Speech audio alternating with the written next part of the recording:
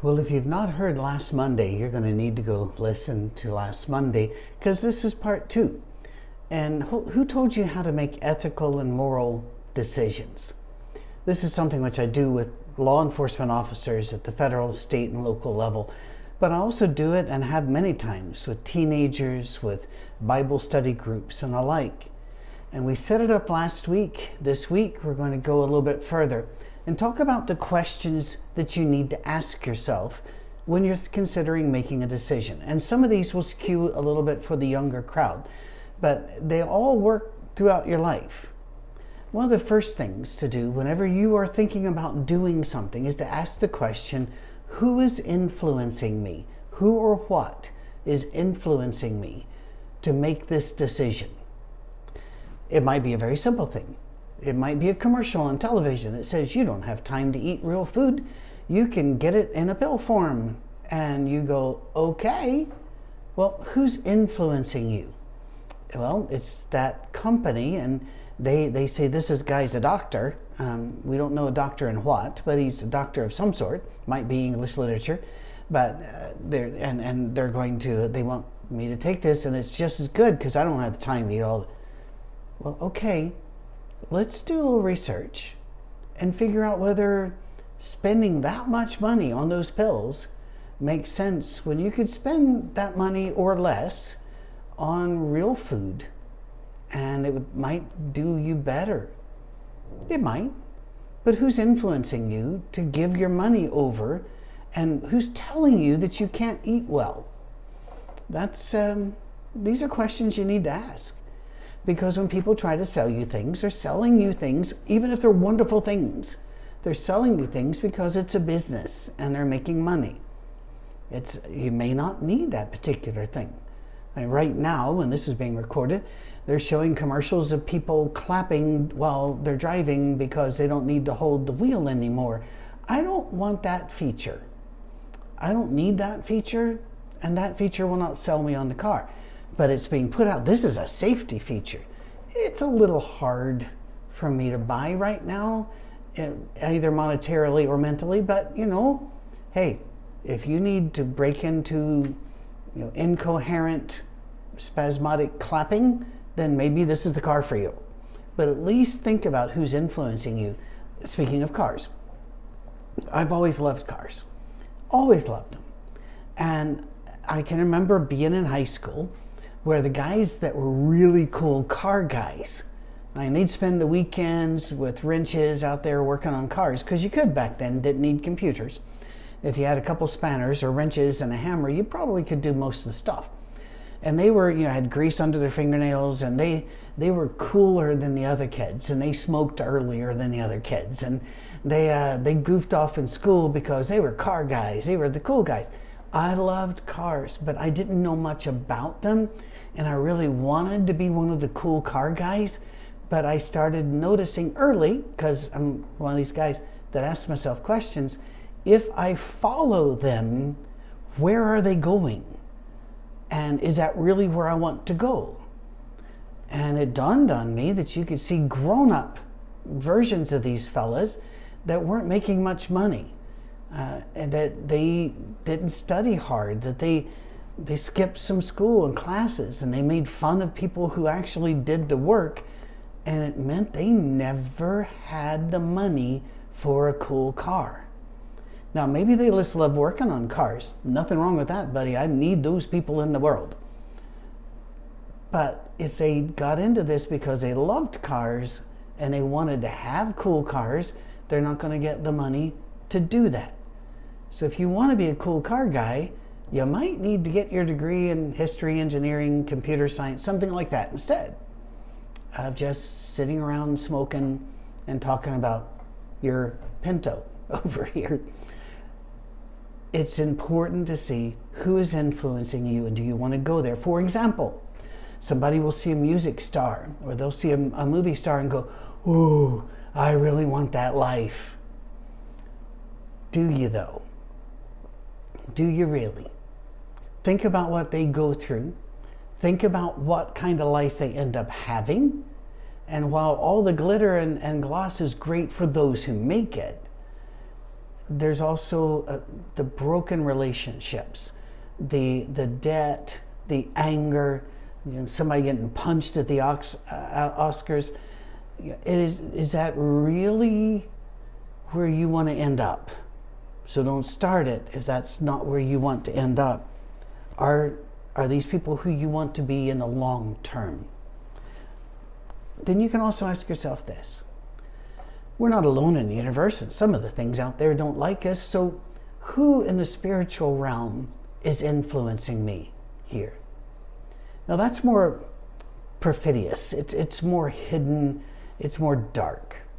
To where you can look at your wife and be thinking about it. It just drives me crazy.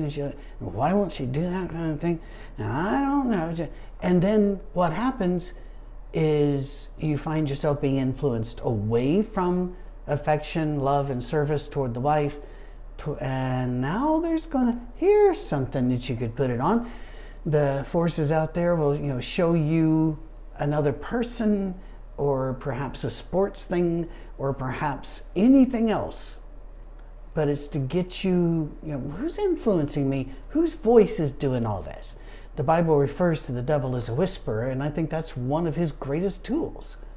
And he will say bad things to you about God, but God doesn't buy that. But he also say bad things about God to you, and bad things about your husband, your wife, kids, whatever. You've got to decide, am I going to listen to those little voices? And one of the most idiotic things you can ever have, tell anybody is, just listen to your heart. Wait, let's find out who's talking to your heart first before we listen to the heart. Who's influencing you? When you do this, are you going to be closer to Jesus or further away? Now that's a trap, by the way. You would be stunned, perhaps, at the number of divorces I have seen that got started when somebody started to study the Bible, or at least their version of Christianity, with somebody else. And it was male, female, female, male. And the next thing you know, because God told them so, they left their mates to be close to each other because that'll bring them closer to God, which is a complete lie. Every single time, it's a complete lie. But somewhere down the line, the whispering started. So catch the whispers early and do as Jesus did. Quote scripture back at them, or just say out loud, no, I've made a different decision. I'm not going to do that. That will not take me where I need to be. But be aware of the voices in your head. There's a system of therapy called transactional analysis, and it was really brought to the popular imagination in the 70s with the book, I'm Okay, You're Okay, which is a horrible title, and the author realized that after it became too famous to change it. But it was a way to stop the voices and the games in your head, the games people play. And there are follow-up books. I think the best one was called Staying Okay. And it was all about, wait, that voice in your head that's criticizing you right now, who does it sound like? Dad, mom, your aunt, your teacher? Now, how'd they get in your head, and why do they have the right to be saying these things to you? Instead, counter it. Go, no, not doing that. I'm doing this. I'm making my decision. I'm not going to make the world's decision, the devil's decision. I'm going to make my decision. So, here's a way to test it. Are your reasons for this, that you want to do this, reasonable, valid, Christian, and good? Could you make your argument for this before the throne of God without embarrassment or stuttering? I've had that before when I ran a counseling clinic. A young lady was brought into me by her parents, by the way, that almost never goes well unless they want to come, and she most certainly did not want to be there. They wanted me to talk to her, not really as a counselor, but as a pastor, because their beautiful young lady wanted to go on a date with a guy that had a bad reputation and had earned every bit of it. In our town, we knew the guy. And I talked to her and I said, why would you want to go on a date with this fella? And she goes, well, I don't know. Really? I said, I'm going to go out on a limb here. would you happen to think the guy's good looking? She goes, well, I don't know. I said, who can we call? Who can we call to ask if the guy's good looking?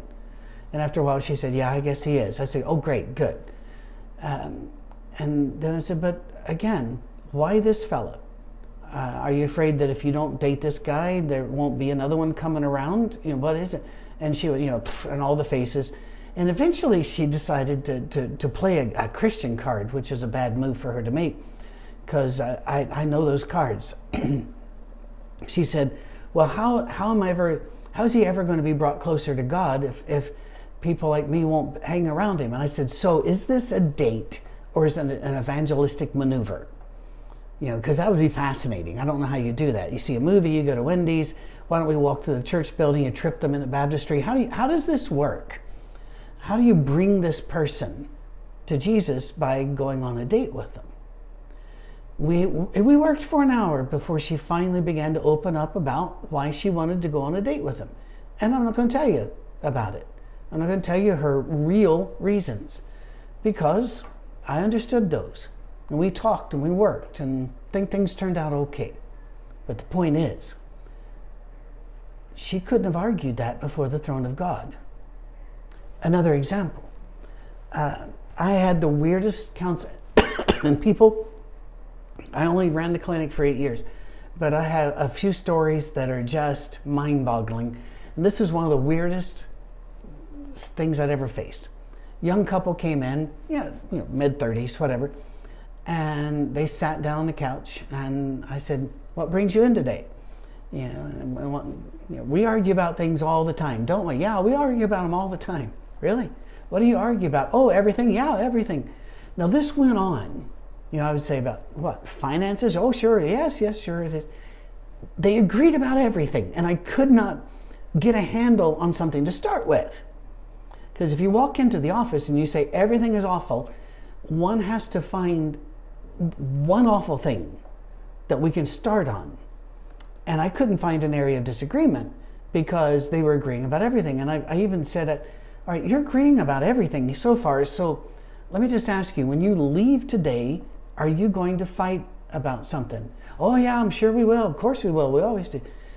Okay. I said, do you happen to own a cassette recorder? Now, sorry guys, this was back in the dark ages. Dinosaurs still roamed the earth. So we had cassettes.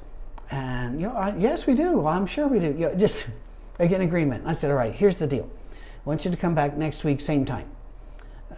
But in the interim, when an argument starts, I want you to record it so I can hear what an argument sounds like to you. Can you do that? Well, I'm sure we can. No problem. Okay. Next week they came in just very fidgety. No recordings. Because every time they started an argument, the one who thought they were right grabbed the cassette recorder and the other one shut up.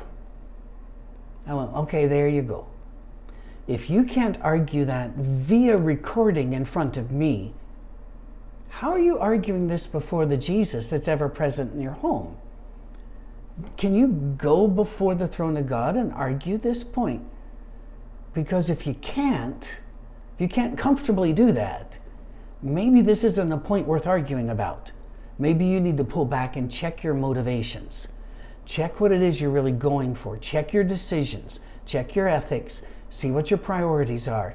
Because if you can't run in front of Jesus and make this case, you can't make it down here, because Jesus is with us always. It's not like he's going to get mad and leave the room. He's there. So think about this. Wow. We will do part 3 next week. We're going to continue to do these questions to help us open up. Hope they help. Send in your comments, patrick@oursafeharbor.com. And also subscribe to our YouTube channel. Hit like. Tell people about it. And if you can, support us monetarily, because that's the way we can keep doing this. But even if you don't have a penny, you're still welcome. You always will be, and you'll never be shamed. Have a wonderful week. Make some good decisions. Surprise everybody.